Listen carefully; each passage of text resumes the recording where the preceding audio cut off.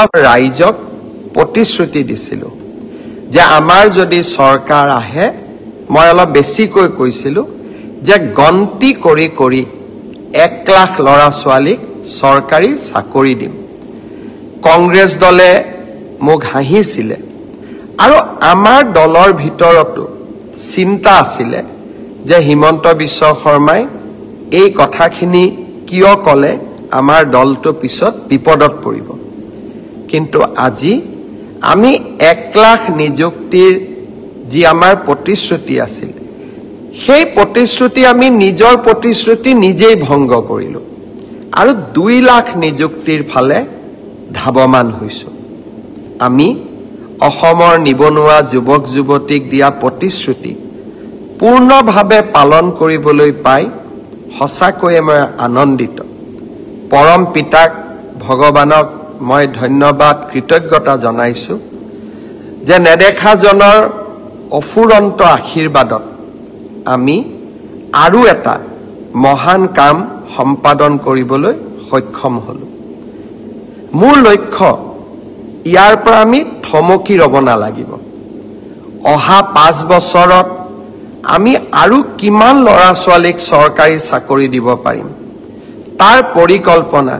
মই ইতিমধ্যে আৰম্ভ কৰিছো বিভিন্ন বিভাগৰ লগত কথা বতৰা পাতিছো যে অহা 5 বছৰত আমি 2 লাখতকৈও অধিক লৰা ছোৱালীক চৰকাৰী চাকৰি দিব পাৰিম নে নোৱাৰিম অৰ্থাৎ মোৰ লক্ষ্য যে অসমৰ নিবনুৱা যুৱক যুৱতীয়ে কেতিয়াও আশাহত হ'ব নালাগে তেখেতসকলৰ আশাবোৰ পূৰ্ণ কৰাৰ বাবে আমি আমাৰ আকাংক্ষিত লক্ষ্য যি আমি সন্মুখত ৰাখিছিলো সেই পথেৰে আমি কাম কৰি গৈ থাকিম নৱেম্বৰ মাহৰ শেষৰ ফালে পুলিচৰ নিযুক্তিৰ বাবে আৰু কেইবা হাজাৰো পদ আমি মুকলি কৰি দিম আজি যি সকলে পুলিচত চাকৰি মই অনুৰোধ কৰিম নৱেম্বৰত আপোনালোকে আকৌ আবেদন কৰিব যাতে আপোনালোকৰ আশাবিলাক আমি বাস্তৱত ৰূপায়ণ কৰিব পাৰো প্ৰাথমিক শিক্ষাৰো 5000 পদৰ নিযুক্তিৰ প্ৰক্ৰিয়া সম্পূৰ্ণ হৈ যোৱাৰ লগে লগে বাকি থকা 4000 পদৰো নিযুক্তিৰ প্ৰক্ৰিয়া আমি আৰম্ভ কৰিম অৰ্থাৎ অসমৰ যুৱক যুৱতীৰ সপোনবিলাক পূৰণ কৰিবলৈ আমি আমাৰ প্ৰচেষ্টা অব্যাহত ৰাখিম ইয়াৰ মাজতে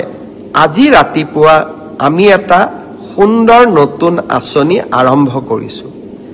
আঁচনিটোৰ নাম হল CM ফ্লাইট মানে বিমান নহয় কিন্তু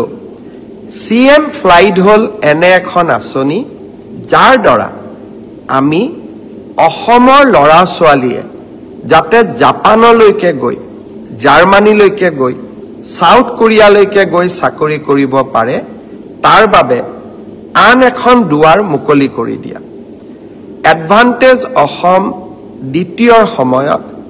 জাপানৰ লগত আমি এখন বুজাবুজি চুক্তি স্বাক্ষৰ কৰিছিলো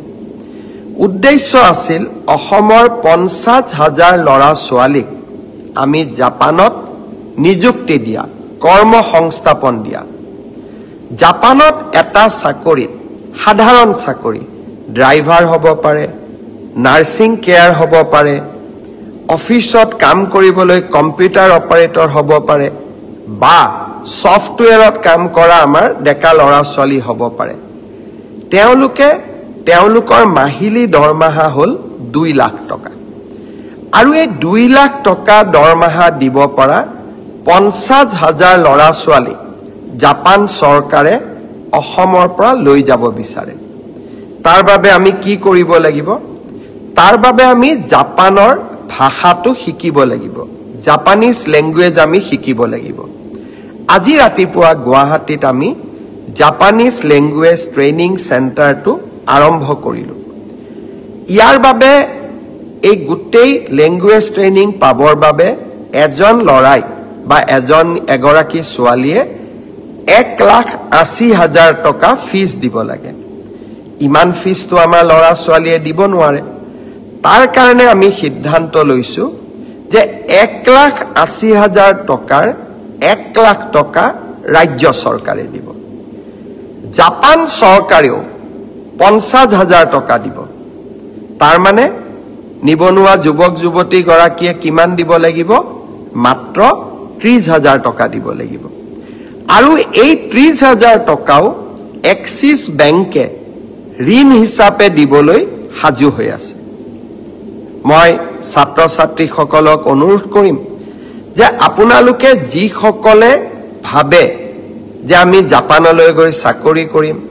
আমাৰ পৰিয়ালটোৰ গোটেই অৰ্থনৈতিক ভেটি আমি পৰিৱৰ্তন কৰিম, আৰু যিসকলে এই প্ৰত্যাহ্বান ল'ব বিচাৰে তেওঁলোকক মই অনুৰোধ কৰিম, অহা কালিৰ পৰা আমি ক'ত আবেদন কৰিব লাগে, কেনেকৈ কৰিব লাগে, টিভি সমূহতো দিম, মোৰ সামাজিক মাধ্যমতো দিম, আৰু বাতৰি কাকততো দিম। আপোনালোকে জাপানিজ লেংগুৱেজ যিটো আমাৰ ট্ৰেইনিং চেণ্টাৰ আমি কৰিছোঁ, তাত আপোনালোকে যোগদান কৰক। 16টা বিভিন্ন মাধ্যমত, অৰ্থাৎ ড্ৰাইভাৰ হ'ব পাৰে, কেয়াৰ গিভাৰ হ'ব পাৰে, নাৰ্ছিং হ'ব পাৰে, কম্পিউটাৰ অপাৰেটৰ হ'ব পাৰে, এই 16টা ষ্ট্ৰীমত আমি ল'ৰা ছোৱালীক জাপানিজ লেংগুৱেজৰ প্ৰশিক্ষণ দিম। আৰু এই প্ৰশিক্ষণ যদি আপোনালোকে লয়, জাপানত গৈ 2 লাখ টকা মাহেকী লাভ কৰিব পৰা দৰমহাত চাকৰি কৰিব পাৰিব। আৰু তাৰ বাবে জাপান চৰকাৰে 5 বছৰৰ ভিছা দিব। তাৰ পিছতো যদি আপোনালোকে কাম কৰি থাকিব খোজে, ভিছাৰ এক্সটেনশ্যনো দিব। CM ফ্লাইট এটা সুন্দৰ আঁচনি। এই সুন্দৰ আঁচনিটোত আমাৰ ল'ৰা ছোৱালীয়ে আগ্ৰহ প্ৰকাশ কৰক। আমি জাপানত গৈও এখন অসমীয়া ছ'চাইটি আমি গঠন কৰিম। আৰু জাপানে অসমৰ ল'ৰা ছোৱালীক বিচাৰে, কাৰণ তেওঁলোকৰ জীৱন ধাৰণৰ পদ্ধতি আৰু আমাৰ জীৱন ধাৰণৰ পদ্ধতিৰ মাজত বহুত পাৰ্থক্য নাই। আমাৰ অসমীয়া মানুহৰ দৰে তেওঁলোকৰ স্বভাৱ চৰিত্ৰ সহজ সৰল মৰমীয়াল। জাপানৰ লোকসকলৰো চৰিত্ৰ তেনেকুৱা।